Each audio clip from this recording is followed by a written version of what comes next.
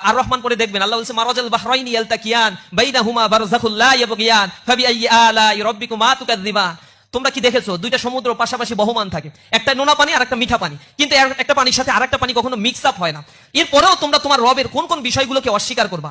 এরকম নানা ধরনের এক্সাম্পল আল্লাহ রাব্বুল আলামিন বলছেন। সূরা আদিয়ার মধ্যে পড়ে দেখবেন, সূরা ওয়াকিয়া পড়ে দেখবেন, আল্লাহ তাআলা আদিয়াতি দাবহান ফাল মুরিয়াতি কদহান ফাল মুগীরাতি সুবহা ফাআসারনা বিহি নাকআন ফাওয়াসাতনা বিহি জামআ ইন্নাল ইনসানা লিরাব্বিহি লাকানুদ। আল্লাহ সেখানে ঘোড়ার জীবন চক্র বর্ণনা করছেন, সূরা নমলের মধ্যে মৌমাছির জীবন চক্র বর্ণনা করছেন।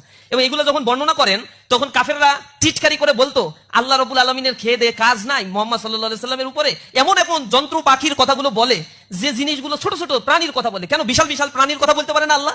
তখন আল্লাহ আবার উত্তর দিচ্ছেন, ইন্নাল্লাহা লা ইয়াস্তাহি আইয়াদরিবা মাসালাম মা বাউদাতান ফামা ফাওকাহা। আল্লাহ রাব্বুল আলামিন ছোট ছোট প্রাণীর দৃষ্টান্ত দিতে লজ্জাবোধ করেন না। এগুলো তোমাদের জন্য শিক্ষা, কিন্তু গোমরা যারা তারা এর থেকে শিক্ষা গ্রহণ করতে চায় না। আল্লাহ রাব্বুল আলামিন সূরা আদিয়ার মধ্যে তার জীবন চক্র বলছেন যে একটা ঘোড়া খুব ভোরে প্রাতরাশে তার মুনিব যখন তাকে নিয়ে বের হয়, সে দাঁড়িয়ে থাকে, বসে বসেও ঘুমায় না, দাঁড়িয়ে দাঁড়িয়ে ঘুমায়, কখন তাকে অর্ডার করা হয়। এরপরে খুব সকালবেলা সে যখন বের হয়, তার খুরের আঘাতে পাথরের সাথে যখন আঘাত লেগে অগ্নিস্ফুলিঙ্গ ছড়ায়, এরপরেও সে ছড়তে থাকে। একটা পর্যায়ে যখন তার জীবনের একেবারে শেষ প্রান্তে চলে আসে, এরপরেও সে নিবৃত হয় না সেখান থেকে। যখন একটা পর্যায়ে গিয়ে কহ কহ শব্দটা বলে, তখন তার মনিব ধরে নেয় এই ঘোড়া আর বাঁচবে না, সাথে সাথে মাটিতে লুটিয়ে পড়ে সে শেষ হয়ে যায়। জীবনের শেষ মুহূর্ত পর্যন্ত সে লয়াল থাকে। আল্লাহ রাব্বুল আলামিন সেই দৃষ্টান্ত টেনে নিয়ে মানুষকে বলছেন, ইন্নাল ইনসানা লিরাব্বিহি লাকানুদ। নিঃসন্দেহে মানুষ তার রবের প্রতি বড়ই অকৃতজ্ঞ। তাকে আমি এত দৃষ্টান্ত উপমা তার সামনে নিয়ে এসেছি, কিন্তু সেগুলো থেকে শিক্ষা গ্রহণ করে না, সে শুধু সেলফি তোলে। আমি বিদেশে বিভিন্ন জায়গায় গিয়ে দেখি বড় বড় পাহাড়ে, মালয়েশিয়াতে গেলাম একবার, যে বিশাল পাহাড় 600-700 ফিট উপরে কেবল কারে উঠাচ্ছে। তো পাহাড় যে আল্লাহর একটা নিদর্শন, আল্লাহ রাব্বুল আলামিন কোরআনে বলছেন আমি পাহাড়গুলোকে পেরেক হিসেবে গেড়ে দিয়েছি, না হলে জমিনে তোমরা বসবাস করতে পারতা না।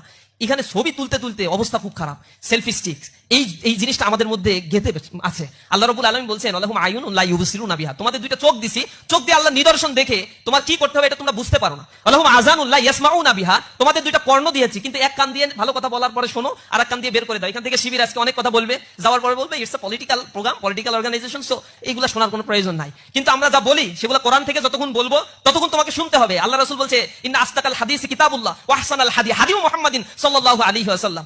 যখন কোরআন থেকে কথা বলা হয়, এটা আল্লাহ রাসূল বলছে সবচেয়ে সত্য কথা এটা।